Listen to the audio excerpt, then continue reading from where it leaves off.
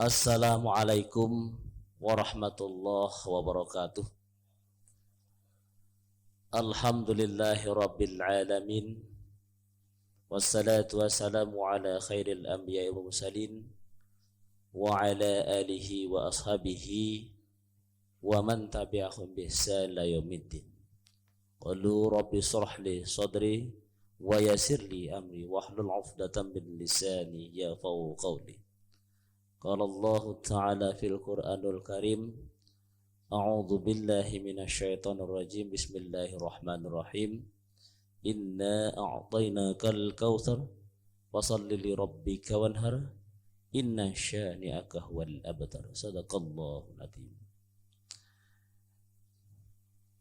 Yang terhormat Kiai Haji Ahmad Bakhahuddin Nur Salim, yang terkenal di sini Gus Baha, yang kami hormati Dekan Fakultas Kedokteran Kesehatan Masyarakat dan Keperawatan Profesor Dr. Opa Emilia, M.Ed, PhD, SPOG Konsultan, yang kami hormati Dr. Nay Neni, yang kami hormati Profesor Madarina beserta keluarga, yang kami hormati semua tamu undangan yang tidak bisa saya sebutkan satu persatu, yang kami hormati pula kru teknisi, semuanya dosen, karyawan dari Fakultas Kedokteran Kesehatan Masyarakat dan Keperawatan, serta para santri yang berbahagia, harapan kita untuk masa depan. Pertama-tama tentunya kita senantiasa memanjatkan puji syukur kehadirat Allah Subhanahu wa Ta'ala. Pada sore hari ini kita bisa melaksanakan suatu kegiatan yang sangat penting, yaitu dengan tema kita beri ya, berkorban dalam perspektif kesehatan, dalam rangka memperingati menyambut Hari Raya Idul Adha dari Fakultas Kedokteran Kesehatan Masyarakat dan Keperawatan Universitas Gadjah Mada. Pasinaon piulang luhur. Nah, ini bahasa Jawa yang inggil, yang maknanya mudah-mudahan nanti bisa diterapkan atau dijabarkan secara gamblang nanti oleh Kiai Haji Ahmad Bakhahuddin atau Gus Baha. Sebelum acara ini dimulai, saya akan membacakan susunan acaranya.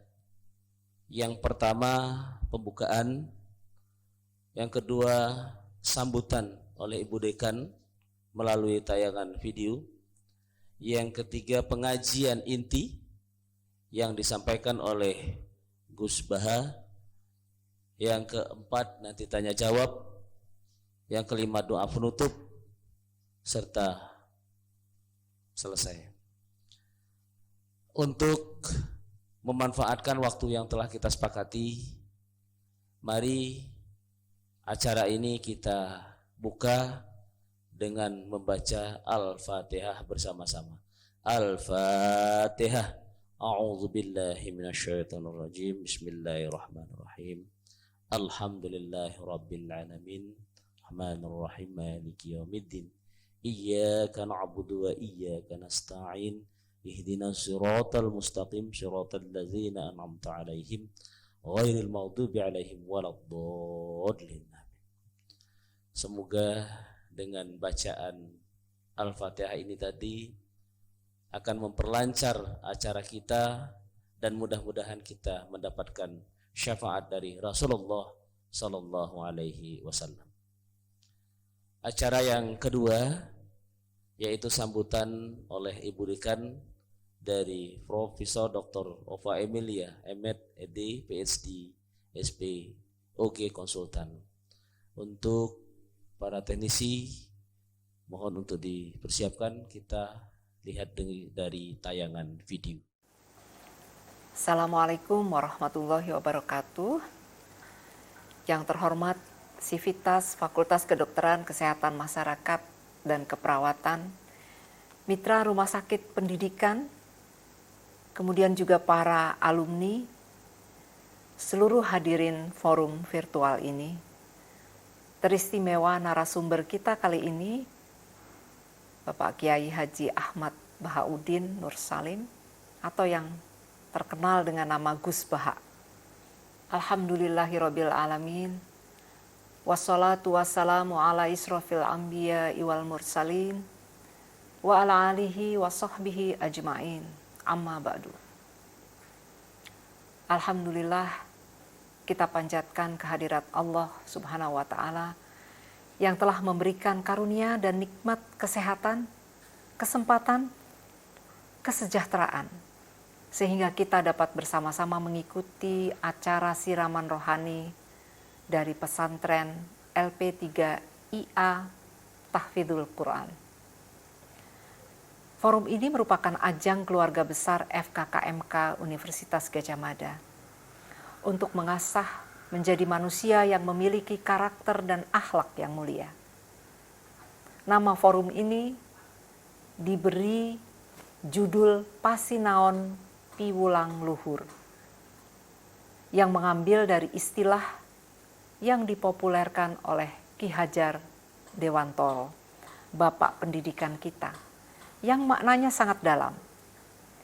Kegiatan membangun melalui pengajaran yang memiliki nilai yang tinggi atau terbaik. Itulah doa dan harapan agar forum ini dapat berkelanjutan dan menjadi ajang kita semua meraih akhlak mulia. Ibu dan Bapak yang saya hormati, membangun karakter dan watak bangsa melalui pendidikan mutlak diperlukan, bahkan tidak bisa ditunda.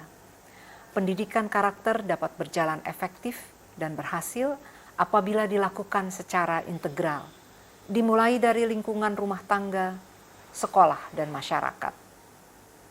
Insya Allah melalui upaya sederhana ini, kita bersama dapat memupuk cinta kita kepada Allah dan alam semesta beserta isinya, menumbuhkan tanggung jawab, disiplin, dan mandiri, menancapkan perilaku jujur, hormat, dan santun, kasih sayang, meningkatkan kepedulian dan kerjasama, percaya diri, pantang menyerah, menyebarkan keadilan dan rendah hati, toleransi, cinta damai, dan persatuan. Ibu Bapak yang saya hormati, narasumber forum pertama ini adalah Gus Baha atau Kiai Haji Ahmad Bahauddin, putra Kiai Nur Salim, pengasuh pesantren Al-Quran di Kragan, Narukan, Rembang. Gus Baha adalah santri kesayangan almarhum ulama karismatik Kiai Haji Maimun Zubair atau Mbah Mun, pengasuh Pondok Pesantren Al-Anwar, Sarang, Rembang. Saya mengenal Gus Baha dari almarhum ayah saya karena beliau adalah seorang ulama muda yang memiliki pengetahuan mendalam tentang Al-Quran, seorang ahli tafsir.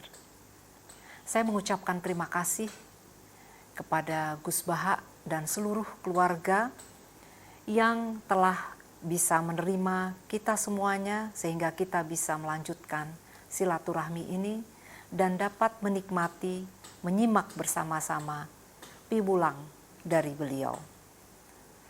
Marilah kita ikuti dan simak bersama piwulang beliau. Subhanakallahumma wa bihamdika asyhadu alla ilaha illa anta astaghfiruka wa atubu ilaik. Wassalamualaikum warahmatullahi wabarakatuh. Terima kasih pada Ibu Dekan yang sudah menyampaikan sambutannya.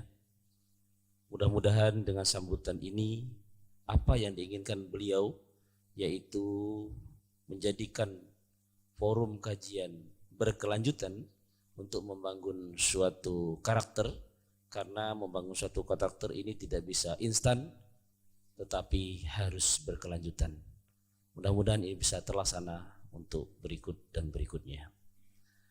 Acara yang ketiga yaitu pengajian inti yang akan disampaikan oleh Kiai Haji Ahmad Bahaudin Nur Salim atau Gus Baha.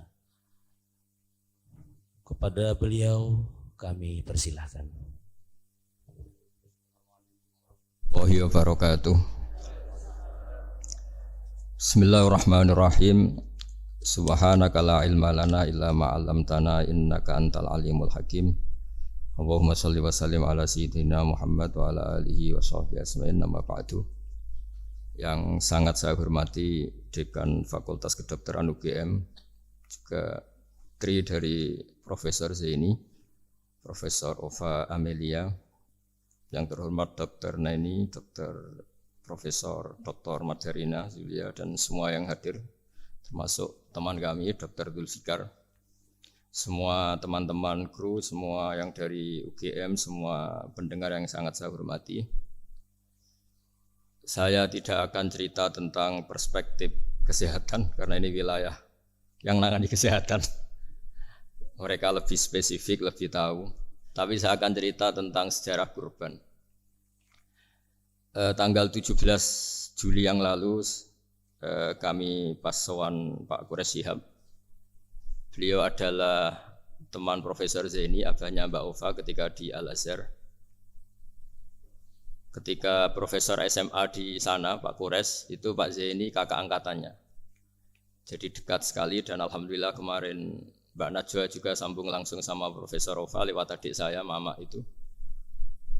Dan ini itu Bufa, sangat penting ya. Jadi kalau dalam tradisi agama itu silaturahim adalah menyambung sesuatu yang seharusnya tersambung.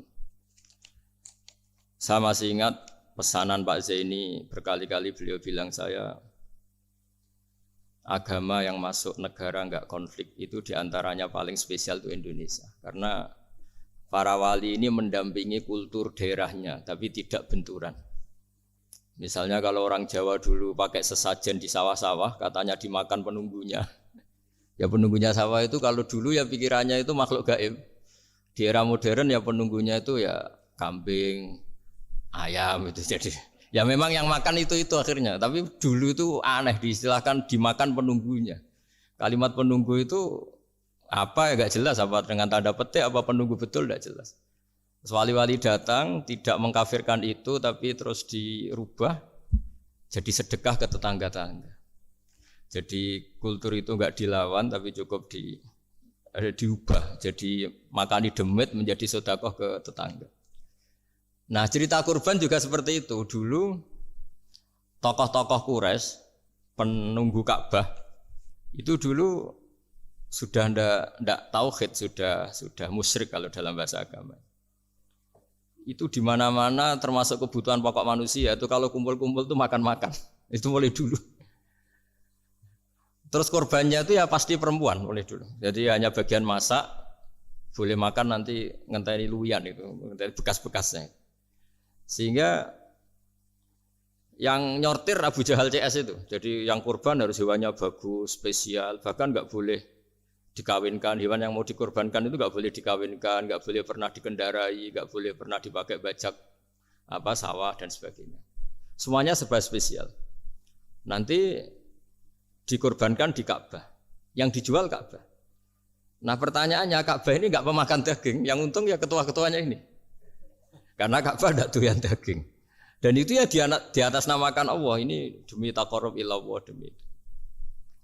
Sehingga mereka bilang wa qalu hadhihi an'amu wa harsun hijrul la yat'amuha illa man nasa'u bisamihim. Ini hewan kurban harus spesial dan yang berhak makan hanya orang-orang spesial, yaitu para penunggu Ka'bah, para sadanatul bait. Tapi karena mereka sudah tidak benar, tidak jujur, Islam mau merubah tradisi itu. Tapi kalau tradisi itu dirubah, maka Islam akan terkenal pelit karena dari acara makan-makan menjadi tidak ada makan-makan. Jadi kadang kebenaran itu harus diganti dengan sesuatu yang tidak ekstrim karena tadi dari acara makan-makan menjadi sama sekali nggak makan-makan. Maka terus diganti oleh Islam dengan kalimat udhiyah, dengan kata kurban. Nah, kenapa itu harus terjadi? Karena kurban itu sebetulnya syariatnya Nabi Ibrahim, di mana orang Mekah itu memang turunan Nabi Ibrahim, sehingga sisa-sisa makan-makannya masih. Cuma mulai ada melenceng, ada sesajen, ada khurafat, ada bid'ah. Kemudian itu mulai masalah. Terus Rasulullah Muhammad SAW datang ingin benahi itu. Tapi yang dibenahi adalah menghilangkan kemusyrikannya, bukan makan-makannya. Akhirnya diganti oleh udhiyah. Nah, kenapa ada kurban? Kalau dalam banyak literatur, Nabi Ibrahim alaihissalam itu nabi yang paling, dengan tanda kutip, mengklaim kalau beliau itu orang paling sayang kepada Allah, paling dekat kepada Allah. Enggak ada yang dicintai selain Allah. Beliau memaklumatkan itu baik secara lisan maupun di gemuruh hatinya, di bisikan hatinya, di detak jantungnya, pikirannya seperti itu. Pas itu beliau belum punya putra karena beliau termasuk lambat punya anak. Suatu saat ditakdir punya putra, yaitu Ismail. Pas seneng-senengnya jalan, pas seneng-senengnya punya anak, sama Allah disuruh nyembelih. Anak kamu harus kamu sembelih. Ibrahim kaget. Kenapa ya Allah? Kamu adalah orang yang sering ngomong bahwa yang paling kamu cintai saya. Tapi setelah ada anak kamu, kayaknya enggak. Protes Nabi Ibrahim, Pak. Yang benar Gusti, iya harus anak kamu. Karena beliau kadung janji, kadung komitmen yang paling dicintai Allah, tidak ada yang lain. Saya akan mencintai engkau ya Allah, meskipun harus mengorbankan anak saya. Singkat cerita terus disyariatkannya kurban itu. Ketika Nabi Ibrahim berkomitmen melaksanakan perintah itu, Ismail juga mau nurut, terus sama Allah diganti oleh hewan kurban yang bernama kambing. Sehingga versi cerita itu bahwa Allah akan maklumi ketika orang mencintai Allah secara serius, bersamaan dengan itu orang juga mencintai anaknya dengan proporsi masing-masing. Itu di khazanah-khazanah yang saya baca. Versi kedua, tapi ini nanti nggak perlu dipertanyakan, nanti kalau UGM tanya itu versi yang paling baik, yang paling benar gimana? Yang tanya juga bid'ah, yang jawab juga bid'ah nanti. Karena itu wilayah yang kadung terjadi. Jadi kalau dalam ilmu hadis itu, kalau kadung terjadi, mbok kamu unggulkan yang mana, tetap saja yang terjadi hanya satu, mau kelewat. Beda dengan istihad solusi. Karena mau terjadi ya kita uji coba. Kalau nggak cocok yang A ya cocok alternatif B, alternatif C. Kalau sudah kelewat, mau gimana? Kalau salah ya salah aja kan? Versi kedua begini, semoga versi kedua ini yang benar. Kalau ini benar, keren.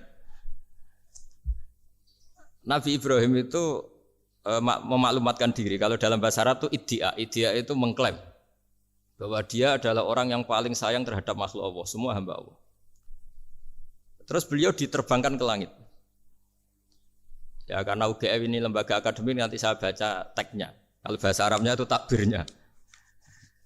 Diterbangkan ke langit, ke alam malakut, ya tidak usah ditanyakan, tanya terbang gimana, nanti ribet nanti itu.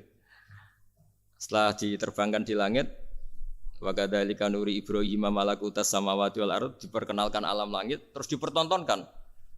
Itu ada sekian hamba Allah yang nyabu, yang ngefly, yang dugem, pokoknya yang maksiat-maksiat itu. Ibrahim ditanya sama Allah, gimana itu mereka menurut kamu? Damirhum, habisi saja Allah. Mereka makan rezekimu, hidup di bumimu, tapi mereka tidak mengindahkan engkau. Matikan saja. Sama Allah diturutin.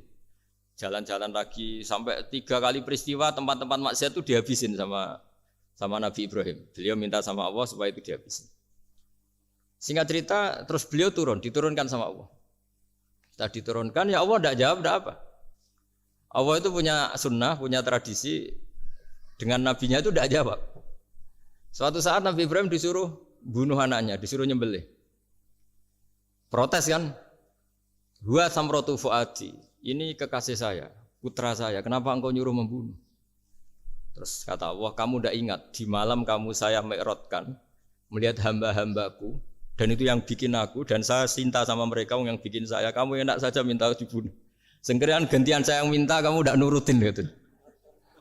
Kamu pas minta saya tidak tak pikir, langsung tak turutin. Kenapa saya yang sekarang minta kamu mikir gitu. Tapi huwa samratu fuadi, itu buah hati saya. Dan memangnya makhluk-makhluk itu makhluk siapa? Saya yang bikin. Kamu enak saja nyuruh bunuh. Nah semenjak itu jadi kearifan kita. Makanya Mbak Ova ini kalau guyonan di dunia kiai, kalau ada majikan bentak pembantunya yang salah meletakkan piring atau gelas, pasti cara berpikir mesti pembantunya ada cantik. Karena kalau salah tok kok dia cantik, itu mesti mikir. Nggak bisa orang bentak orang cantik gitu. Jadi sama, misalnya saya janjian sama Gus Fikar, janjian Gus datang hari Senin gini-gini, ternyata beliau nggak datang. Kalau saya tidak punya utang, tidak atasan saya pasti marah. Sudah janji kok gini-gini. Saya bisa marah itu sebetulnya sebabnya itu dua. Saya kecewa dan dia tidak punya jasa. Tapi yang diomongkan hanya, wah kamu khulful wa'di apa? Nggak tepat. Coba kalau ini atasan saya jadi dosen karena beliau misalnya. Saya punya utang beliau. Mbok nyulayani janji apa kan? Nggih mboten napa-napa. Sama. Ada majikan mencintai pembantunya karena sangat cantik, mana ada mencahno piring, omahe dirubahno itu tidak apa-apa gitu. Sama, makanya ada guyonan di dunia kiai itu, ada anak perempuan kan nggak lazim ya, perempuan pakai GL Pro kalau dulu, mungkin sekarang pakai Ninja, pakai celana jin. Sopo ya, wong luput suwo itu, siapa itu perempuan kok gitu? Ini ponakane jenengan Mbah, astagfirullah, muga-muga pangeran nyepuro. Jadi langsung rubah dari maksudkan menjadi ndak karena keluarga. Nah jangan-jangan kebencian kita pada maksiat itu oke, kita wajib benci maksiat, tapi tetap ada catatannya. Plus yang maksiat itu tidak orang yang terkait dengan kita. Coba kalau yang maksiat itu orang yang terkait dengan kita, itu anak kita, ponakan kita, mungkin istri kita, paling mintanya ya Allah ampuni. Sama-sama maksiat, yang satu minta dihabisin, yang satu kita minta diampuni. Fair gak kita sebagai manusia? Tidak fair. Tidak fair. Nah, iya gak fair ya? Apa ya fair? Mikir. Makanya kalau ada guyonan, ya itu tadi. Ada supir salah dimarahin, pasti supir ini belum pegang rahasia. Tapi kalau sudah pegang kartu, si majikannya punya apalah gitu, simpanan gitu. Wah ini pegang. Berani marah gak? Tidak ada. Ini dokter kelik juga ada masalah. Itu pengalaman sekali.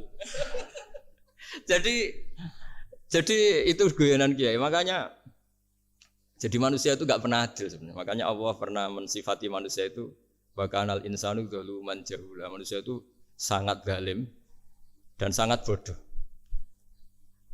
Kalau misalnya jenengan tanya orang soleh pun itu gimana? Orang soleh asal manusia tidak nabi. Itu ya mesti ada zalimnya. Makanya kalau dalam kitab hikam diterangkan, kitab hikam itu kitab yang olah manusia. Itu menyebut begini, manusia itu siapa? Dijawab, manusia itu mangkanat mahasinuhu masawiyah. Orang yang ketika baik saja salah, apalagi ketika salah. Kita misalnya punya toko laris itu, doanya mustajab laris, pembelinya banyak, kualitasnya bagus. Pasti ada toko sekeliling yang megap-megap karena orang sekarang ke kamu kan gitu. Sama di kampus ya gitu, kalau ada kampus besar yang lain pasti ke masjid terhalangi karirnya di semua. Sehingga orang supaya terus merasa salah, Rabbana dzalamna anfusana, meskipun kita sedang benar pun. Saya termasuk kiai yang kalau ngelepas haji, mungkin yang haji itu mangkel. Karena saya tidak pernah muji-muji haji, meskipun saya melepas orang haji. Umumnya kiai kalau ada orang haji kan dilepas haji mabrur, tidak ada lain balasan kecuali surga. Saya tuh karena pernah kecil, pernah dengerin masyarakat. Itu ngenes ketika si kiai pidato tadi ternyata ngenes. Ngenesnya seakan-akan surga itu hanya milik yang haji. Wah, anak koyo kula sepundi Gus wong kula ora kelar kaji. Semenjak itu setelah saya jadi kiai ya dendam juga. Akhirnya setelah saya jadi kiai kalau ngaji orang yang haji mabrur balasannya surga, orang yang fikir sabar juga surga, orang yang sering dimarahin istri juga surga. Kata pokoknya surga terus. Sampai yang mau haji itu, Gus gimana kok bahas kita kok sama dengan mereka? Ya karena saya ada ulama pesanan kata saya gitu. Jadi artinya gini, ketika Anda muji ibadah haji jangan kira yang ngenes tidak banyak, yang ngeluh juga banyak karena mereka ada takdir gak mampu haji. Itu hebatnya Islam. Islam juga datang dengan solusi-solusi, misalnya Jumatan itu hajinya orang miskin. Orang yang ingat Allah mulai subuh sampai matahari terbit juga sama dengan umroh. Jadi karena tidak semua orang itu mampu haji. Jadi itu Islam. Jadi nanti tak bacakan. Jadi versi kedua itu Nabi Ibrahim diperingatkan Allah bahwa tidak seperti itu cara mengelola hambaku. Nah, Islam ini kata Allah anit tabi' millata Ibrahim hanifa. Referensinya Islam, mentornya Islam itu Nabi Ibrahim. Sehingga kita alhamdulillah punya sejarah wali songo. Saya punya orang tua Kiai Nur Salim itu sayang sekali sama umat. Mbah Mun juga gitu. Saya sama Profesor Zaini itu sudah mulai tahun 2000 terus tiap hari ketemu juga nggak pernah kecewa. Beliau itu pernah disalahpahami, mungkin Bu Ova belum dengar ini. Pernah disalahpahami karena beliau itu tangan kanannya karena nggak kuat. Jadi kalau ngambil papa itu pakai tangan kiri. Itu pernah disalahpahami ya, mungkin orang hasud karena tidak mengkonfirmasi langsung mengklaim beliau itu kiai profesor kalau apa-apa pakai tangan kiri. Kira-kira pertanyaan sunnah rasulnya mana gitu. Beliau itu ya hanya corong Jawa itu berambang, agak nangis tapi tidak sampai keluar air mata tapi berambang. Terus beliau bilang gini ke saya. Seharusnya gimana Mas Pak? Ya kalau Pak Zaini ingin jadi wali ya tidak usah menjelaskan. Kalau Pak Zaini ingin menjelaskan berarti ingin diakui makhluk. Tapi kalau nggak dijelaskan mereka salah paham terus. Tapi cepat jadi wali karena sudah mulai mengabaikan apa kata mereka. Tapi kalau menjelaskan ya enggak, ya lama jadi walinya. Tapi bagusnya orang nggak salah paham. Pak Zaini tertawa-tawa. Jadi wali apa enggak? Jadi saya tuh lama sekali sekamar dengan beliau ada di badan wakaf ya Mas Fajar ya. Badan wakaf yang atas itu kan dulu tempatnya Pak Rektor kan kosong. Nah itu kita tempati sama Pak Zaini bertahun-tahun tiap hari diskusi. Dan nggak pernah ceritanya beliau itu penting. Karena seneng guyon, memang khasnya ulama itu seneng guyon. Kemarin saya ketemu Pak Kures, beliau cerita, saya ini punya idola Gus Pak. Kalau manggil saya Gus kadang ya Pak. Dulu beliau doktor filsafat. Lama-lama jadi Syekhul Azhar. Itu kalau ke kuliah pakai bis, kata Pak Kures pakai bis. Suatu saat di Al Azhar itu kan beda dengan di yang lain ya, agak-agak modern. Si gurunya ini, beliau itu karena banyak yang berdiri, beliau duduk ada perempuan berdiri, terus yang lelakinya berdiri, terus jatah duduknya dikasihkan perempuan. Perempuannya itu pakai pakaian yang agak minim, agak seksi lah, agak minim. Terus si Syekhul Azhar tadi saat itu belum Syekhul Azhar, punya 2 permen. Ini ceritanya Pak Kures punya 2 permen terus. Yang satu sudah dibuka, yang satu masih bungkusan masih ditawarkan. Silakan Mbak kamu milih yang mana? Milih yang masih itu. Padahal bukanya itu supaya lebih gampang. Ternyata milih yang masih bungkusan. Kenapa Mbak? Ya ini lebih steril karena pakai bungkus kan. Oh iya. Itu pelajaran itu. Terus Pak Kures nantang saya. Gus Pak punya enggak cerita tandingan? Wah kalau saya kebalikannya Pak. Di kereta itu ada Cina. Enggak khitan ya. Ketemu sama kiai kampung. Kenapa khitan? Enggak khitan juga sama gini-gini gitu. Terus dikasih pisang. Terus dimakan dikupas dulu. Kok udah langsung aja. Terus kata Pak Kures. Nah ternyata sama Pak Zaini sama Pak Kures itu dibalik ke profesorannya. Ceritanya itu ya guyon terus. Karena memang agama ini itu kalau masalah kebenaran itu serius. Tapi dibalik kebenaran ini yang perlu dicatat oleh semua yang mencintai agama ini. Bahwa Allah itu tidak butuh taat kita. Dan Allah tidak akan gagal sebagai Tuhan karena maksiat kita. La tanfa'uhu ta'atuhum wa la tadurruhu maksiatuhum. Allah tidak akan ngefek ketika semua orang taat ya gak ngefek, semua orang maksiat juga gak ngefek. Karena Allah ini zat yang punya eksistensi sejati sehingga hubungan kita dengan Allah itu tidak ngefek ke Allah, tapi ke kita sendiri. Sehingga mereka lebih rileks karena nggak merasa harus mati-matian bela Allah. Allah tetap Al-Qayyum, zat yang bisa berdiri sendiri. Sehingga di kitab-kitab itu ada bab namanya Mizahun Nabi, guyonan-guyonan Nabi. Itu ada babnya sampai di kitab Ihya, di kitab banyak lah gitu. Masyhur itu suatu saat ada orang sepuh sowan ke Nabi karena sudah sepuh, beliau pamit lah kira-kira jam segini pamit ya Rasulullah saya mau pulang karena nanti kemalaman. Karena beliau jalan kaki yang orang sepuh. Kata Nabi, Udah tenang saja di sini. Nanti pulang kamu udah jalan kaki. La ahmilan nagi alab ninakoh. Nanti kamu tak naikkan anaknya unta. Pikirannya orang sebut tadi namanya anak unta itu ya kecil. Wa ma fa'altu bibninako. Apa yang bisa saya lakukan dengan anak unta? Sudah tenang saja. Setelah beliau ngaji lama, ya dikasih unta tua itu. Silakan kamu bawa unta saya ini. Ini kan unta tua, ada anak unta. Ya meskipun tua ya anaknya unta kata Nabi. Ya Nabi cerita saja. Meskipun tua juga anaknya unta. Jadi agama itu rileks. Nabi Ibrahim kembali lagi ya karena syariat Ibrahim. Nabi Ibrahim itu pernah minta supaya nyawanya itu diperpanjang karena beliau ya umumnya orang itu kan ingin nyawa panjang, ingin umurnya panjang. Beliau yakin penting nyawa panjang, umur panjang. Allah tidak jawab enggak apa. Suatu saat ada tamu, orangnya itu sepuh sekali. Nabi Ibrahim karena orang yang sangat menghormati tamu dikasih kurma, apa itu? Anggur. Itu setiap dimakan dikunyah meler lagi keluar. Karena sudah sepuh, enggak ada giginya, dikunyah keluar lagi. Itu jawabnya Nabi Ibrahim, ya Allah, masuk lagi ke kamar, sholat lagi, mengcancel doa panjang umur. Katanya Ibrahim, oh jenengan jawab toh. Artinya kalau ingin tua sekali ya nasib kamu kayak itu gitu. Jadi karena beliau tahu itu jawaban terus masuk kamar, oh jawab tuh Gusti jenengan terus membatalkan doanya. Itu Nabi Ibrahim. Kalau orang sekarang enggak, ndonga ngarani, ya tua ya tetap sehat, tetap wah itu. Itu lebih ribet itu. Iya, jadi karena doa itu kalau enggak diperjelas itu ya repot. Ini cerita supaya kita berislam itu ceria. Saya Mbah Mun itu meskipun kiai top, senengannya nggih guyon bapak saya. Tapi guyon itu ada yang wajib. Saya dulu itu janggal. Ini cerita ya mungkin kalau di kampus-kampus umum agak asing, tapi ini cerita. Nuduh zina itu dosanya besar sekali. Saya ulang lagi, nuduh orang lain zina itu dosanya besar sekali. Disebut bab qadzaf. Saya pernah menjumpai 3 kiai besar Bu Ofa, 3 kiai besar. Kiai top semua. Di majelis itu ada gosip bahwa si A itu punya selingkuhan sama Sri misalnya atau siapalah dengan perempuan. Itu kalau di Arab itu senengannya pakai Salma, Laila Majnun Salma. Kalau di Jawa itu kasihan korbannya itu.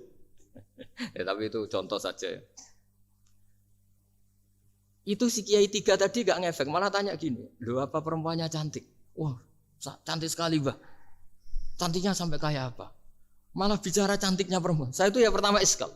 Ini Kiai kok bakas orang apa? Cantik. Orang ayu ya.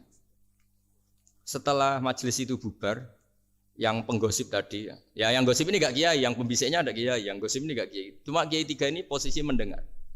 Tapi malah tanya cantiknya tadi. Singkat cerita setelah orang itu pulang bilang gini, Gus.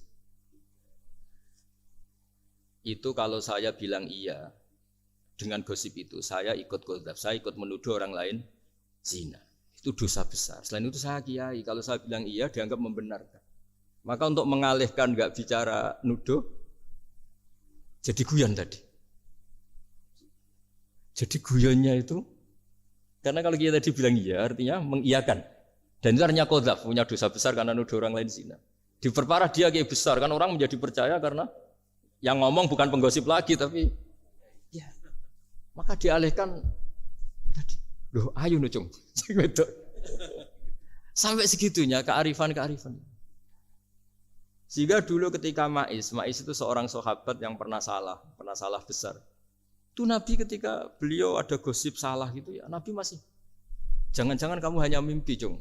Jangan-jangan kamu hanya megang tapi tidak sampai zina. Sampai terakhir Nabi tanya, "Afi aklikaseun, jangan-jangan otak kamu ini sudah agak error." Saking tidak inginnya Nabi mempercayai hal-hal seperti itu. Nah, problem kita di zaman sekarang justru kadang nyari-nyari supaya tahu buktinya. Yang dulu para orang soleh menghindari bukti itu supaya enggak suudzon, sekarang orang mencari-cari bukti. Padahal itu dilarang, wala tajassasu, orang enggak boleh mencari-cari kesalahan orang lain. Nah, itu kearifan-kearifan yang saya dapatkan dari Bapak, dari Mbah Mun, dari Pak Zaini, dari Pak Gures. Mereka orang-orang yang luar biasa menghindari ngomong penting. Sekarang itu orang banyak yang sering ngomong penting. Sebenarnya itu malah salah. Karena kalau ngomong penting itu vonis. Vonis terhadap orang lain. Dan kalau kamu rileks, tidak. Nabi dulu itu rileks sekali. Ketika beliau ngaji gini, terus ada pemuda lewat bawa cangkul, mengabaikan pengajian Rasulullah. Banyak sahabat bilang, celaka orang itu ada Nabi ngaji kok tidak ikut. Jawabannya Nabi unik. Jangan-jangan dia punya keluarga yang harus kerja. Dan kalau harus kerja untuk nafkah keluarganya itu juga ibadah. Itu ya sunnah saya. Jadi Nabi rileks saja, tidak tersinggung, tidak. Nah, kenapa kita butuh rileks? Karena kebenaran sekali dipaksakan itu jadinya benturan. Dan itu wali-wali Songo itu dulu sudah berpikir seperti itu. Sehingga Pak Zaini yang sering ngendikan sama saya, kita ini bisanya mengikuti Mas Bah, kalau manggil saya Mas, tidak bisa benturan. Sehingga tadi ada modifikasi dari sesajen menjadi sedekah, dari apa menjadi apa. Jadi tidak langsung benturan. Dan itu khazanahnya, bacaan-bacaannya banyak sekali, termasuk peristiwa Udhiyah tadi. Jadi dulu kurban itu dipakai ajang orang-orang tokoh Quraisy supaya dapat daging yang bagus, di atas namakan Ka'bah. Jadi agama ini dijual mulai dulu. Sekunane kuno agama ini dijual. Dan agama mulai dulu ya prospek. Ka'bah itu bisa menyedot wisatawan berapa, wisata religi. Sehingga dulu ada Ka'bah tandingan, perhitungannya juga ekonomi. Jadi mulai dulu itu ya sudah seperti itu, mau apa Mang Allah bikin dunia seperti ini. Jadi mulai dulu agama itu ya sampai orang Yahudi gak mau iman sama Nabi ya pikirannya sederhana, kalau saya tokoh banyak yang sowan, banyak yang ngasih-ngasih. Kalau saya ikut Muhammad, saya anak buah yang ngasih saya siapa? Jadi perhitungannya juga ekonomi. Jadi ketika Abraham mau bikin Ka'bah tandingan, itu perhitungannya juga ekonomi. Jadi ribet kan memang kalau manusia itu sudah ribet. Tapi Islam ini datang bukan untuk itu, tapi memaklumi itu. Itu hebatnya Nabi Ibrahim. Ketika beliau berdoa, ya Allah keluarga kami saya tempatkan di Mekah. Rabbana liyuqimus sholata faj'al af'idatam minan nasi tahwi ilaihim warzuqhum minas samarat. Cuma menurut Islam dibalik, ya Allah, kita ini ingin anak-anak kami ini bersujud kepada Engkau, ingin anak-anak kami ini melakukan sholat. Tapi mereka ini manusia yang untuk ketahanan hidupnya butuh makan, butuh rizki, butuh ekonomi. Maka tolong ekonominya dijaga ya. Jadi dibalik, demi sholat menjaga ekonomi. Jangan dengan demi ekonomi meninggalkan sholat. Jadi dibalik, jadi demi sholat menjaga ekonomi. Juga termasuk menjaga politik. Andaikan tidak ada orang Islam yang cakap politik, terutama yang soleh-soleh. Kemudian negara bikin aturan ala mereka. Sholat dianggap larangan, pengajian dianggap larangan, juga repot. Makanya mulai dulu kiai-kiai itu ya politik, karena nggak ingin negara ini diatur oleh orang yang anti sholat, anti agama. Karena kalau negara terserah yang sedang jabat, kemudian yang jabat tidak soleh, bisa nganggap maksiat-maksiat tidak ilegal, yang pengajian justru ilegal. Nah, di sini kenapa banyak orang-orang soleh dulu ya rata-rata ya berpolitik mulai sebelum kemerdekaan sampai setelah kemerdekaan. Jadi itu ada filosofinya. Nah, bahwa ada oknum-oknum yang tidak seperti itu ya monggo, itu oknum. Tapi sebetulnya awal-awalnya kenapa banyak orang soleh yang politik, karena nggak ingin negara ini dipimpin oleh orang-orang yang anti agama, anti kebaikan. Sehingga berkahnya apa? Berkahnya negara ini berkonstitusi secara Islami. Meskipun tidak negara Islam, tapi tadi hak-hak asasi manusia terjaga, hak belajar, hak beragama, hak ibadah. Coba bayangkan kalau kita jadi korut, Korea Utara kan pusing. Jadi, nah itu uniknya, lagi-lagi ini cerita uniknya. Itu mulai dulu itu tidak ada benturan. Ketika ada Masumi, ada Partai NU, ada macam-macam. Muhammadiyah datang di Jogja itu Mbah Ahmad Dahlan itu teman dekatnya Mbah Hasyim. Saya tahu banyak tentang, namanya dulu Darwis. Itu dulu ngajinya sama pernah buyut-buyut Qiyami di sini. Dulu ngaji Mbah Soleh Darat, Mbah Ahmad Dahlan sama siapa itu Mbah Hasyim. Ketika di Mekah yang Mbah Ahmad Dahlan ngaji Syekh Khotib Minangkabau itu ya sama Mbah Hasyim. Nah kebetulan Mbah Ahmad Dahlan hidup di Jogja yang zaman itu sudah khurafatnya kayak apa, karena ada sistem agama yang sangat menurut beliau sangat jauh dari Islam yang murni, terus beliau revolusinya seperti itu. Yang Mbah Hasyim tempat di Jombang, Nah, itu kan murni ilmu sosial, murni muqtadul hal. Terus beliau punya metode yang berbeda, tapi nggak masalah. Mulai dulu nggak masalah. Kemudian jadi kalau yang kadang-kadang memasalahkan tuh ya memang yang nggak tahu masalah. Sebenarnya dulu itu ya biasa aja karena ya itu urusan metode, urusan. Saya teruskan masalah udhiyah. Jadi yang diceritakan Nabi Ibrahim tadi bahwa benci seseorang kita atasnamakan maksiat itu tidak segampang itu. Karena jangan-jangan kebetulan yang maksiat itu keluarga kita. Apakah kita punya kebencian yang sama saat yang maksiat itu keluarga kita, atasan kita, teman kita. Ya kayak tadi. Kalau saya corong jodi belenjani janji, ada orang janji sama saya nggak tepat waktu. Saya bisa marah itu pasti sebabnya jelas. Itu bawaan saya, nggak berjasa sama saya. Kalau kata dokter Kelik nggak cantik ya. Tapi kalau itu orang yang misalnya rektornya bilang, maaf ya saya tidak bisa datang hari ini. Oh tidak apa-apa. Pasti manut itu. Atau yang nyulayan dijanji kiai itu. Cuma kamu harus diteko itu. Ini betul apa-apa. Gayanya aja kita marah karena khulful wa'di apa? Ingkar janji. Sama. Intinya Nabi Ibrahim itu coba kalau yang maksiat itu anak kamu. Kamu berharap saya ngasih tobat kan? Bukan langsung tak habisin kan? Intinya Allah ingin bilang ke Nabi Ibrahim, andai kan yang maksiat itu anak kamu, ingin saya menghabisi apa tak kasih tobat? Ya kasih tobat ya. Ya seperti itu saya yang bikin. Maka di Al-Azhar sana, kalau cerita orang-orang alim itu masyhur. Ada tempat maksiat, mau dihabisin sama orang-orang yang sangat keras. Ketemu Syekh Mutawalli Sya'rawi, ditanya, andai kan mereka mati saat maksiat, itu mereka ke surga apa ke neraka? Ya ke neraka. Terus ditanya sama Syekh Mutawalli, kalau mereka ke neraka, akan ada dzalika muradan Nabi? Apa seperti itu yang digedaki Nabi? Umatnya mati terus masuk neraka karena belum tobat? Tidak, Nabi inginnya mereka tobat dulu. Ya sudah jangan dihabisin. Kamu berproses ikut mentobatkan mereka. Kebetulan ini mau mendengar. Jadi kita lunak, kita baik itu ya semuanya ingin la'allahum yarji'un, semoga mereka kembali, mereka tobat.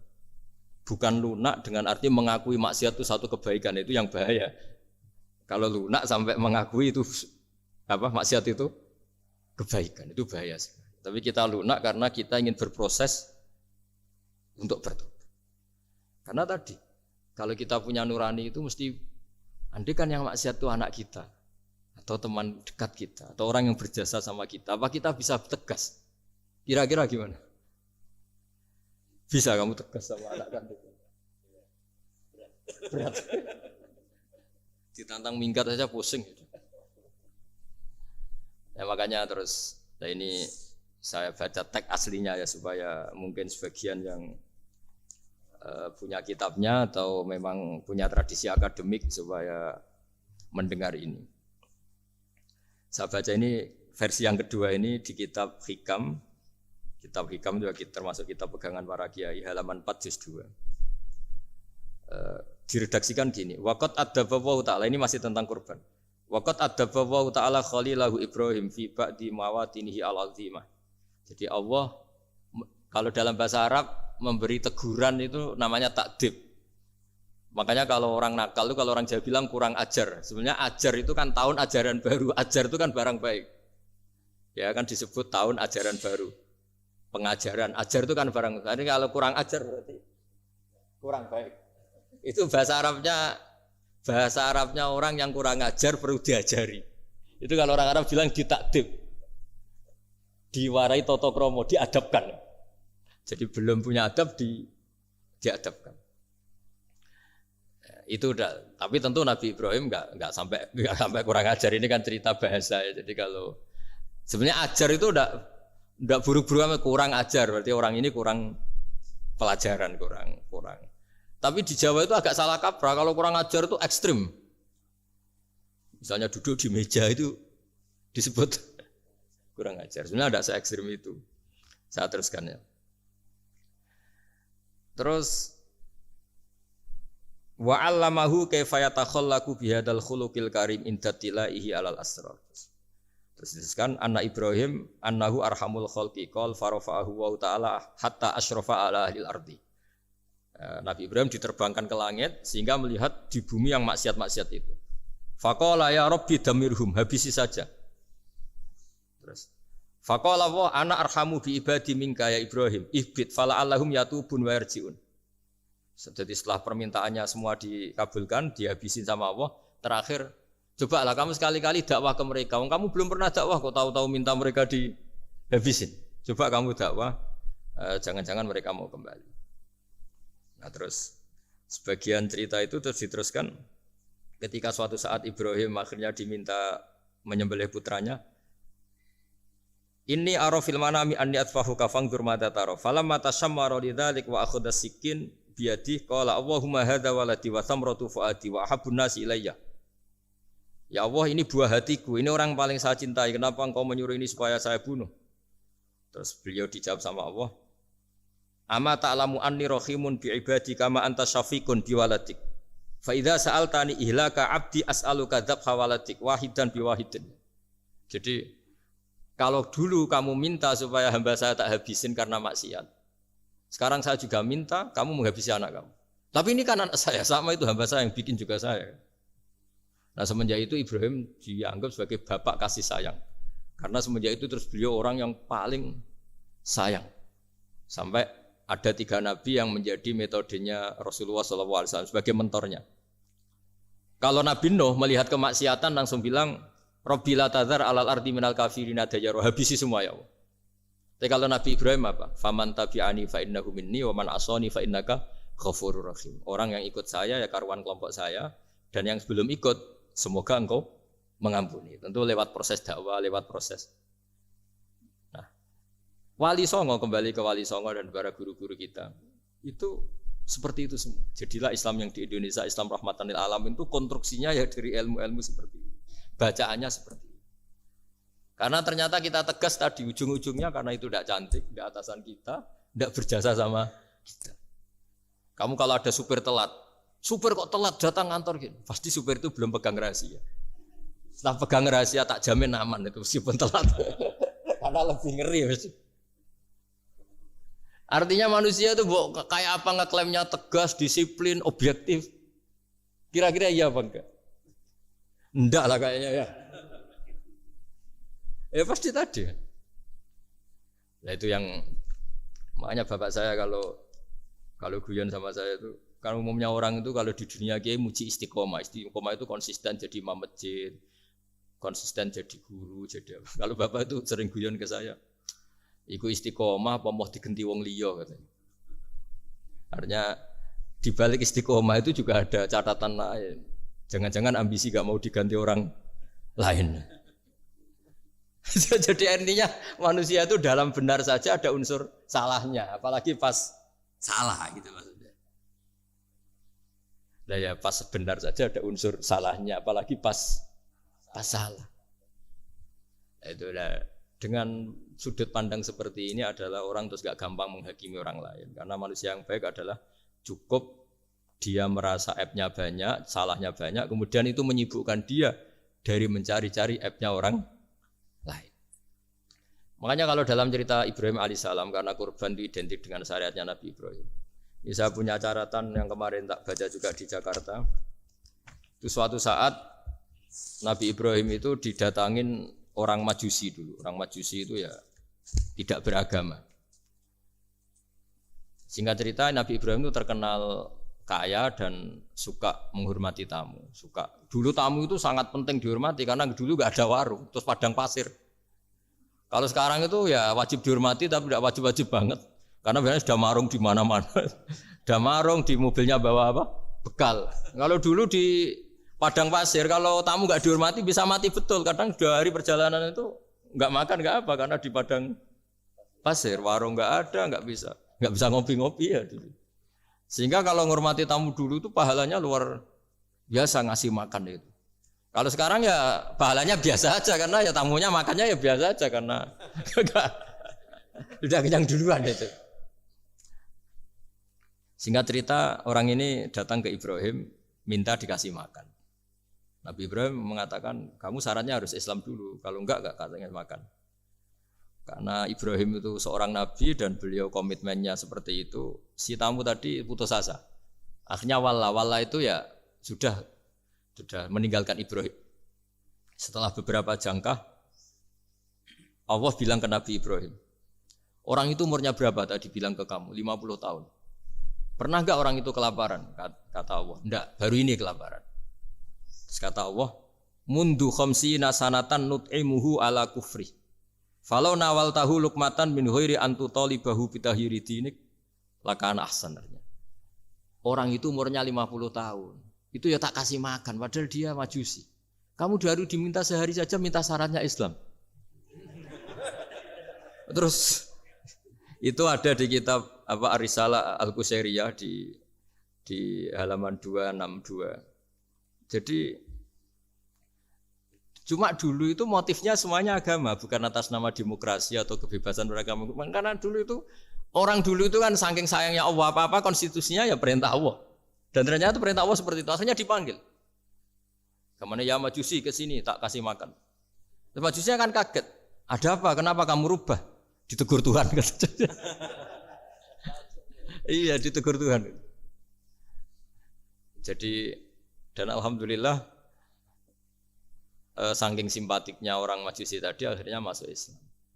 Sama itu kan mirip orang Yahudiyah atau Yahudi itu yang tanahnya itu diambil ya sama Amr bin As untuk perluasan masjid di Mesir. Ya ketika lapor ke Sayyidina Umar, ngiranya itu kan dibenarkan perluasan masjid, ternyata Umar belain yang Yahudi. Iya, yang punya tanah harus dikembalikan tuh haknya. Jadi Islam itu menghormati hak kepemilikan meskipun itu milik non muslim. Jadi kata Allah, mut khamsina sanatan nut'imuhu ala kufri. Falau nawal tahu lukmatan min ghairi antu talibahu bitahiri dini. Mbok dikasih makan aja, enggak usah nyuruh ganti agama. Wong saya saja yang Tuhan. Ngasih makan dia sudah 50 tahun. Tanpa syarat. Tanpa syarat. Ya jadi ini cerita ya Bu Ufa. Jadi kita mungkin kenangan saya dengan Bapak, Bu Ufa dengan Profesor saya ini kebetulan teman dekat sekali sama saya dan hampir tiap hari saya ketemu. Minimal 3 jam. Bertahun-tahun. Sampai kalau kehabisan cerita akhirnya cerita keluarganya. Karena kesuwan belajar karena akhirnya cerita keluarga. Maksud saya tadi ini saya cerita ini barang baik ketika beliau pernah ditahan karena aktivis dulu. Itu pas mau lahirnya Bu Aufa, terus beliau berdoa mati-matian delalah dibebaskan. Beliau sempat nunggu kelahirannya Bu Aufa ini terus dinamai Aufa Amalia. Itu kalau dalam bahasa Arab itu Aufa itu Allah memenuhi apa yang saya angen-angen. Jadi itu ceritanya itu gitu. Jadi nama itu spontan aja ketika iya, jadi beliau itu aktivis dulu. Bukan di penjara karena korupsi atau kriminal, bukan karena aktivis. Karena kalau model sekarang Bu, kalau nggak dijelaskan detail, ditahan karena aktivis. Nanti dikira ditahan karena yang lain. Ribet kan? Jadi ditahan karena beliau itu dulu aktivis, bukan karena. Ya saya kira demikian. Monggo kalau ada sesi tanya jawab, tapi yang ringan-ringan saja nanti jadi serius. Berapa pertanyaan? Apa waktunya pakai waktu? 10 menit ya? Ini pas. Iya, terima kasih Pak Gus Baha yang sudah menyampaikan cukup baik ya untuk pencerahan kita semua terkait dengan bagaimana kehidupan bermasyarakat dan bagaimana kita mensikapi salah, benar, begitu juga terhadap orang-orang yang mungkin selama ini tidak kita duga, ternyata banyak hal-hal yang kita dapatkan pada sore hari ini. Saya yakin dari pemirsa atau dari Bapak Ibu yang hadir secara langsung maupun virtual ada hal-hal yang akan ditanyakan. Kita masih punya waktu cukup kurang lebih 1/4 jam. Oh, kelamaan ini. Kelamaan. Iya, 10 Tadi menit. 10 menit perjanjiannya. Iya. Tadi 10 menit. Iya. Pas ini. Kami persilakan dari yang hadir terlebih dahulu. Sudah sangat jelas berarti ini. Sudah pinter semua. Ya, ini ada pertanyaan. Yang pertama katanya, Assalamualaikum warahmatullahi wabarakatuh. Pak Gus Baha, dalam ingin bertanya dan ingin tahu bagaimana supaya kita bisa selalu berpikir nubuwah di setiap peristiwa yang menimpa kita di kehidupan sehari. Semoga. Gimana? Ulang lagi. Dalam ingin bertanya dan ingin tahu bagaimana supaya kita bisa selalu berpikir nubuwah di setiap peristiwa yang menimpa kita di kehidupan sehari-hari. Begini ya, jadi andai kan kita baca banyak, setidaknya sering mau mendengar. Sebenarnya hidup itu sangat baik, bukan sekedar baik, sangat baik.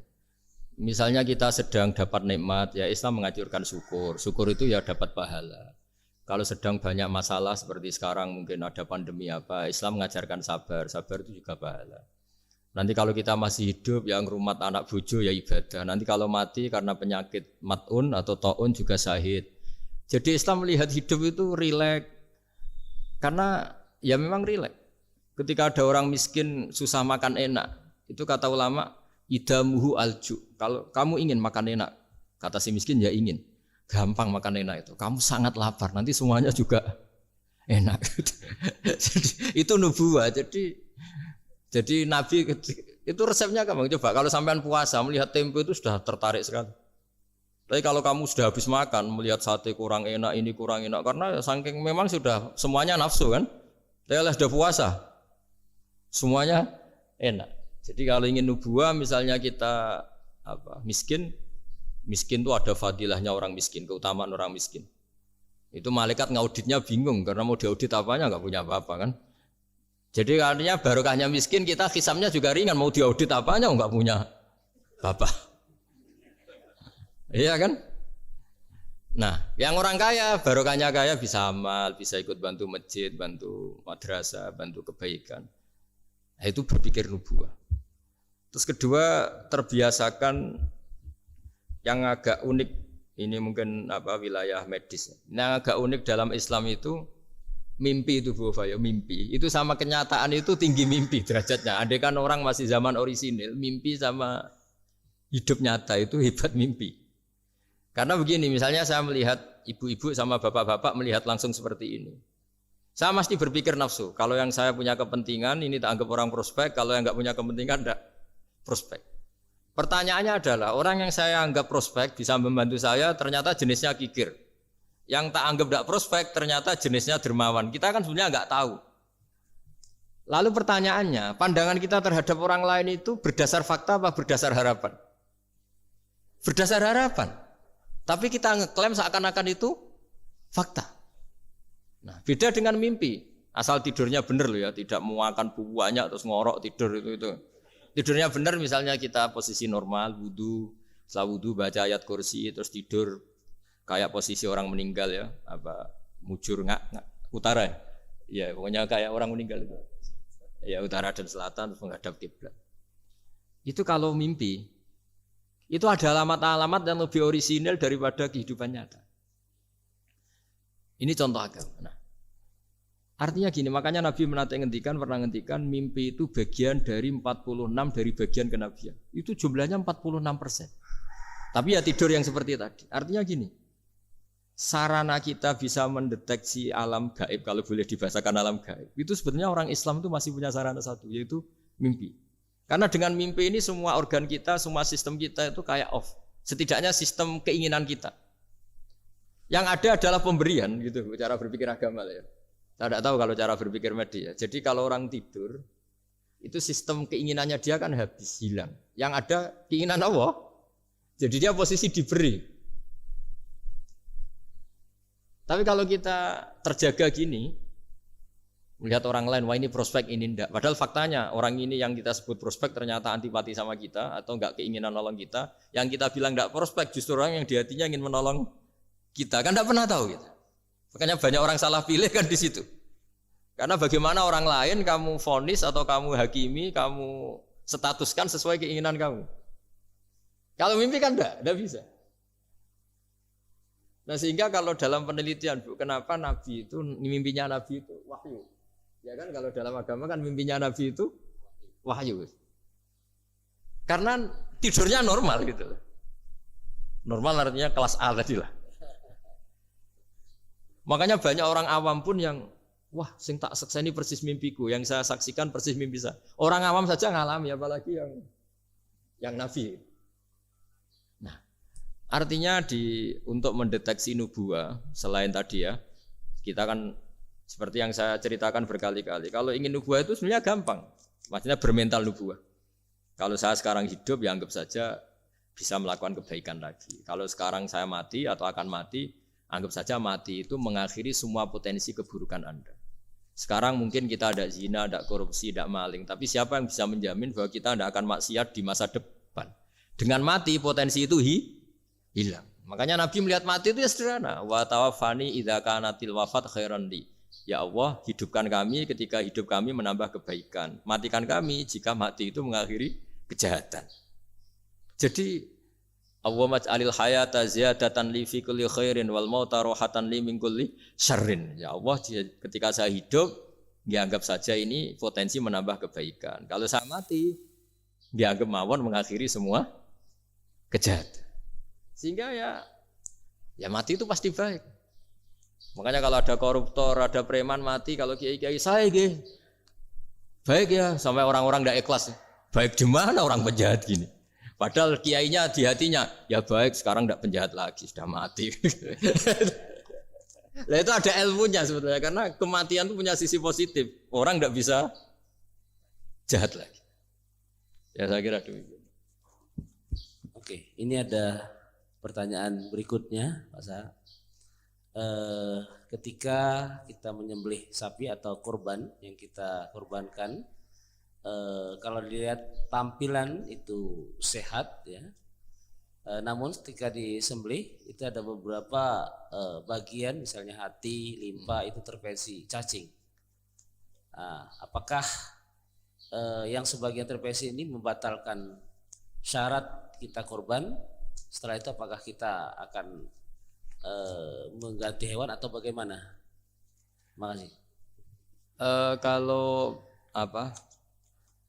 Islam ya, Islam kan istilahnya masyhur itu ya dalam pegangan ilmu usul fikih. Nahnu nahkumu bidzahir, kita ini hanya berpegangan yang kita lihat. Jadi kalau secara medis, secara apa sudah diperiksa oleh dokter-dokter hewan dinyatakan sehat, ya itu sah. Bahwa faktanya nanti ada limpa atau hati yang terinfeksi, ya itu nggak usah dimakan tentu. Tapi korbannya tetap sah. Nah beda dengan misalnya suatu saat mungkin ya ada satu kemampuan observasi medis yang komprehensif sampai hewan yang lahirnya sehat bisa dideteksi ini ya mungkin kalau milih itu karena harga murah ya menjadi dasar kan karena motifnya kikir. Tapi kalau dari awal tidak tahu ya tetap sah itu.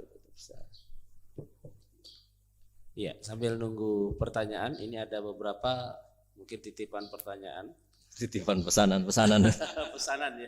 Sudah kayak partai politik. Bahwa ya kalau dulu kan misalnya Nabi Ibrahim itu memang orangnya sudah Islaminya kuat, dan Allah itu memang sudah percaya dan memang pasrah gitu ya. Ketika ingin menyembelih putranya itu adalah untuk peningkatan keimanan atau ketakwaan. Nah kira-kira dalam aplikasi sekarang kira-kira apa yang kira-kira bisa menyamai seperti itu? Kita misalnya sebagai orang kesehatan, sebagai pendidik, mungkin sebagai karyawan, kira-kira apa yang menyamai keimanan atau ketakwaan seperti itu, Pak? Oh ya, jadi saya punya kitab namanya Khilyatul Auliya. Di situ ada beberapa catatan orisinil ya yang ada di kitab Taurat, Injil yang masih orisinil karena perawinya, pencatatnya itu orang yang Coro Jawa menangi lah yang pernah neliti itu. Itu diantara yang diceritakan di kitab-kitab itu adalah memaklumatkan diri, bikin sarana publik yang mudah dimengerti. Jadi kita pakai contoh yang awam saja ya. Kita tahu kalau itu bidan karena di situ ditulis bidan siapa, Sri Handayani misalnya. Di situ dokter gigi ditulis dokter gigi. Kita tahu itu dokter gigi. Toko juga gitu, ini toko bangunan. Terus kita tidak salah pilih. Masa beli lipstik di toko bangunan. Semua itu barokahnya tulisan, barokahnya maklumat itu. Nah, dulu yang dituhankan tuh berhala. Berhala itu barang fisik muncul. Akhirnya nggak ada pilihan lain orang menyembah berhala karena itu yang dimunculkan. Sehingga agama ini syaratnya harus muncul. Yuzhirahu ala dini kulli. Agama ini harus muncul. Duhur itu maknanya muncul. Makanya dikatakan waktu sholat duhur karena di mana waktunya sangat apa? Jelas. Karena maknanya duhur itu muncul. Nah, Nabi Ibrahim itu nabi yang setiap malam munajat. Itu doanya gini, ya enggak doa ya kayak bergumam emosi. Tapi emosinya Nabi.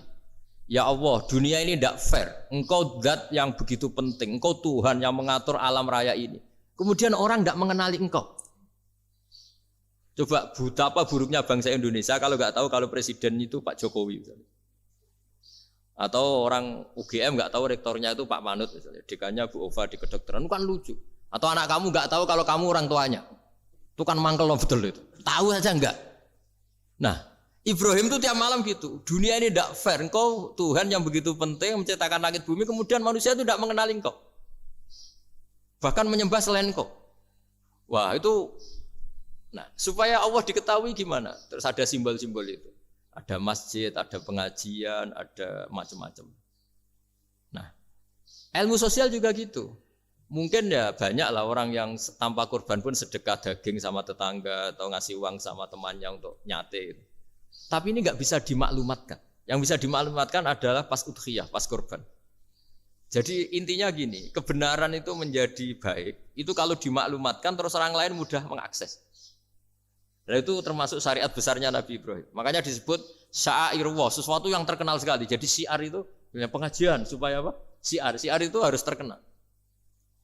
Nah barokahnya terkenal itu menjadi tahu. Misalnya ini masjid diketahui. Masa kan nyuwun sewu misalnya ini klub saja ada namanya. Masjid nggak ada misalnya menaranya. Orang mau ke maksiat gampang mencari, mau ke masjid enggak.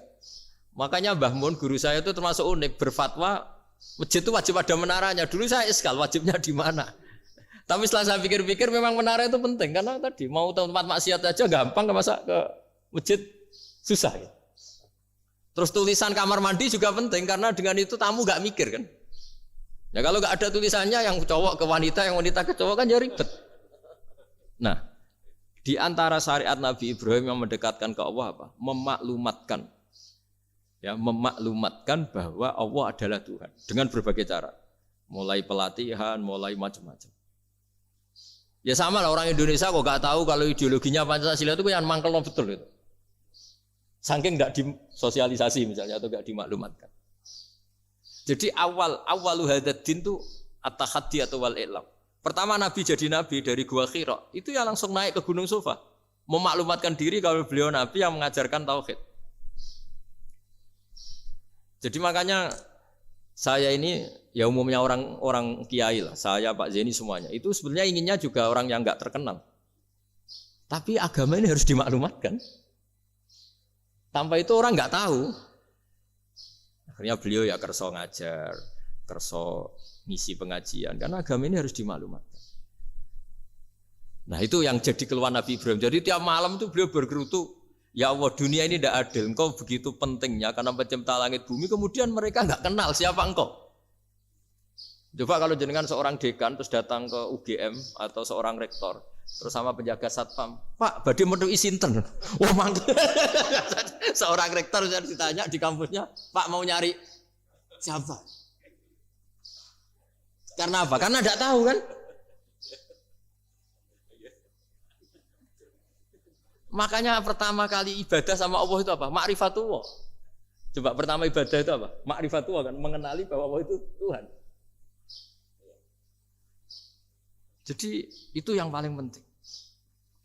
Kalau tidak tahu, misalnya di pondok saya ini terus dianggap Pak badhe metu sinten. Loh aku kiai deh citra kan kenyak uang. Jadi makanya Nabi Ibrahim itu mangkelnya kayak apa?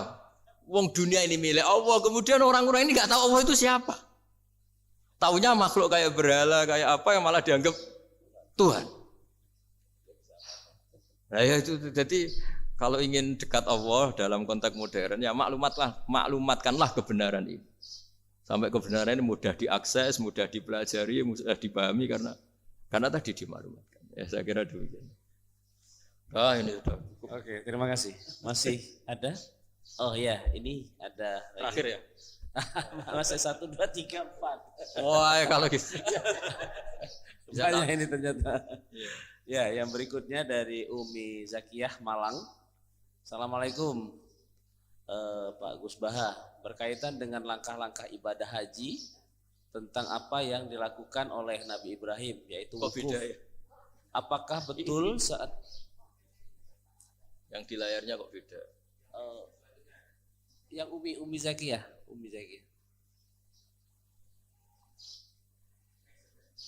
Next.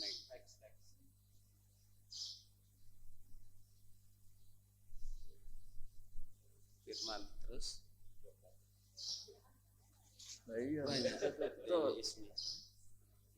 Harus dibatasin kan? Oh iya. Iya nanti kita batasi. Kok nanti ya? Sekarang. Soalnya sangat menarik ini. Iya. Ini ada Dewi Ismi. Apakah benar? Ya ini. Apakah benar kisah penyembelihan Ismail itu dipalsukan?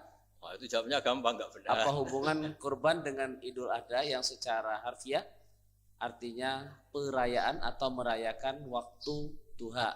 Ya. Nah, monggo.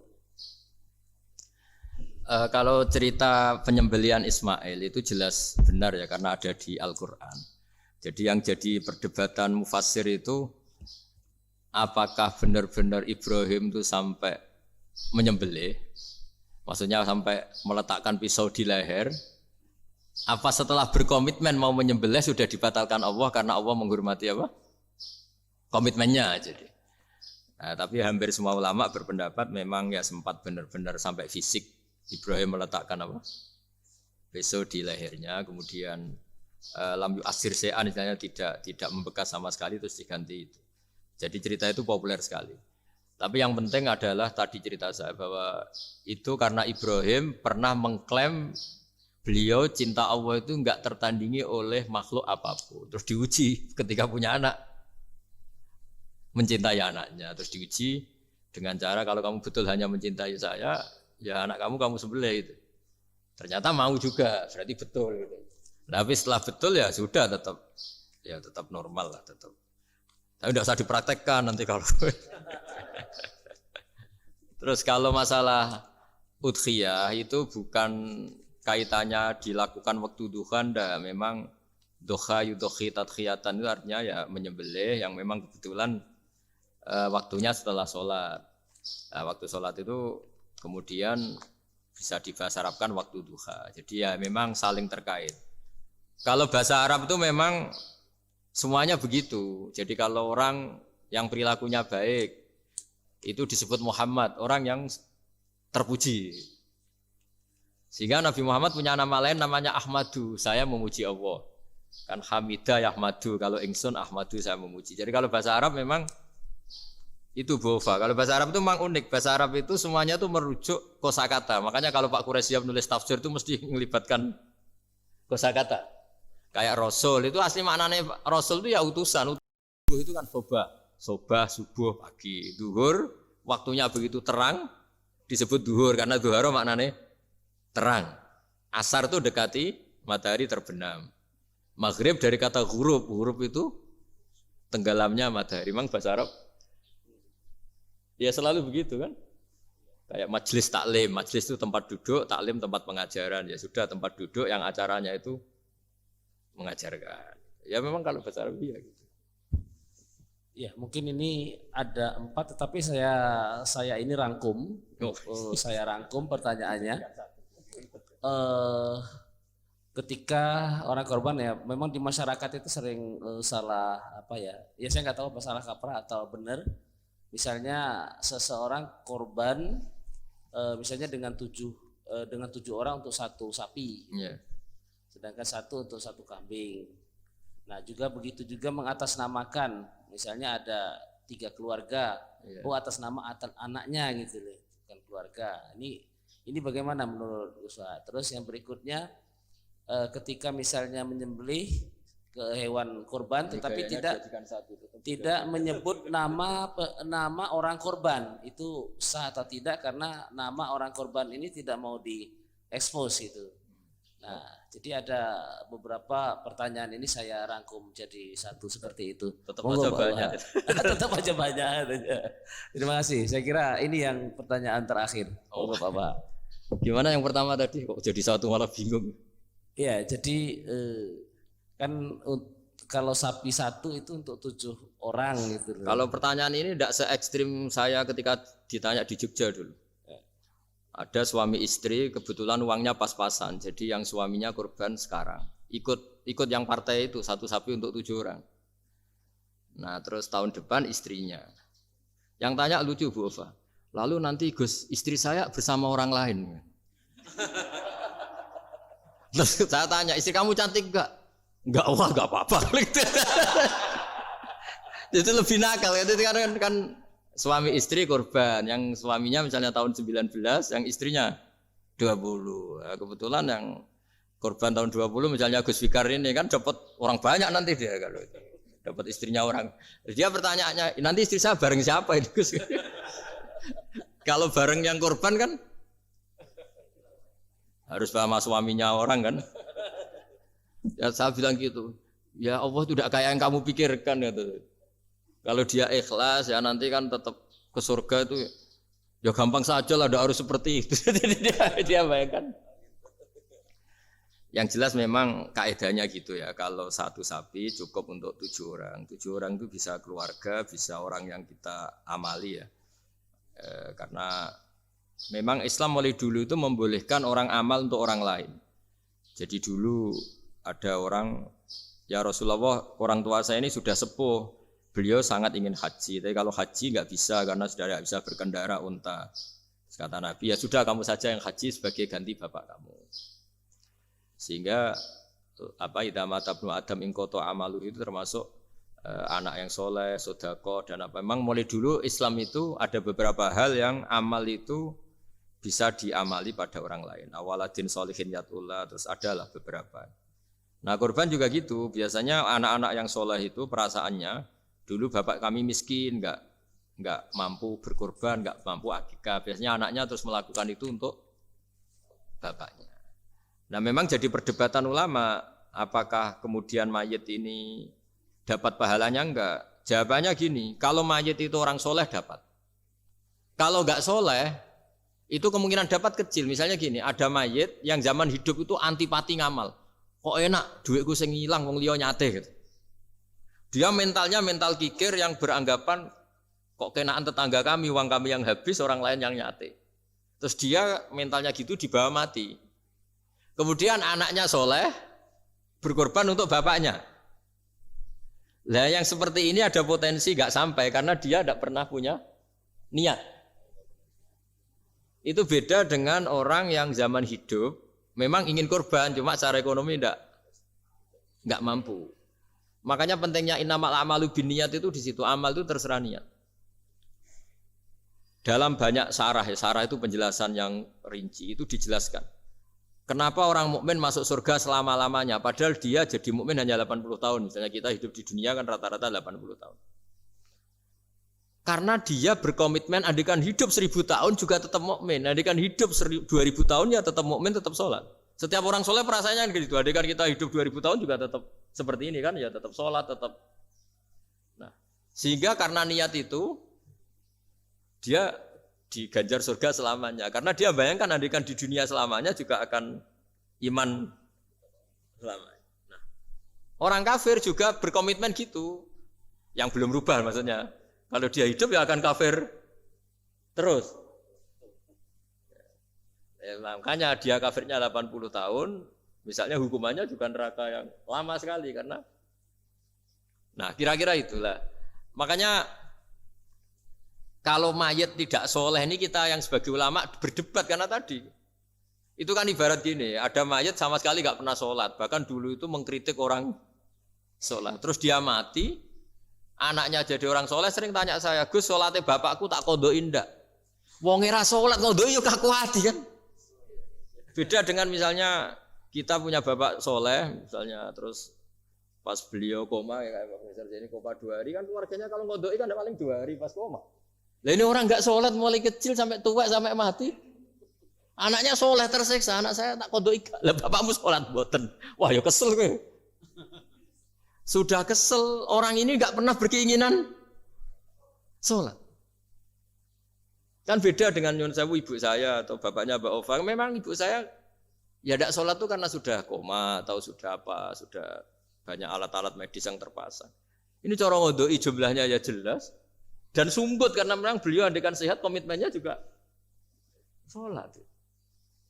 Nah ini yang orang kadang salah kaprah. Bisa enggak amal sampai mayit? Sebetulnya di dunia ulama perdebatannya bukan masalah sampai tidaknya. Mayitnya ini siapa? Kalau mayit ini soleh jelas. Dawe Nabi man sana sunatan hasanatan falahu ajruha wa ajruman amila biha ila yaumil qiyamah. Orang baik kemudian mengajarkan kebaikan pasti dia dapat investasi kebaikan itu. Dan siapapun yang meniru dia dapat sahamnya. Itu enggak ada perbedaan antara NU, Muhammadiyah, Wahabi semuanya sama. Yang debat itu yang enggak paham. Tak jamin itu yang debat itu yang enggak paham. Wong hadisnya jelas sahih apa? Siapa yang mensyariatkan kebaikan, kemudian kebaikan itu ditiru oleh orang setelahnya, maka dia akan dapat kebaikan itu dan kebaikannya orang yang meniru itu. Itu kan hadis sahih, enggak ada perdebatan sama sekali. Ya terus yang terakhir ini, terakhir betul itu. Ya sudah. Iya. Kalau dituruti mungkin sampai Isya nanti ya nggak selesai nih, pertanyaannya masih cukup banyak. Ya, terima kasih atas pencerahannya. Mudah-mudahan kita bisa mengaplikasikan dalam kehidupan kita sehari-hari.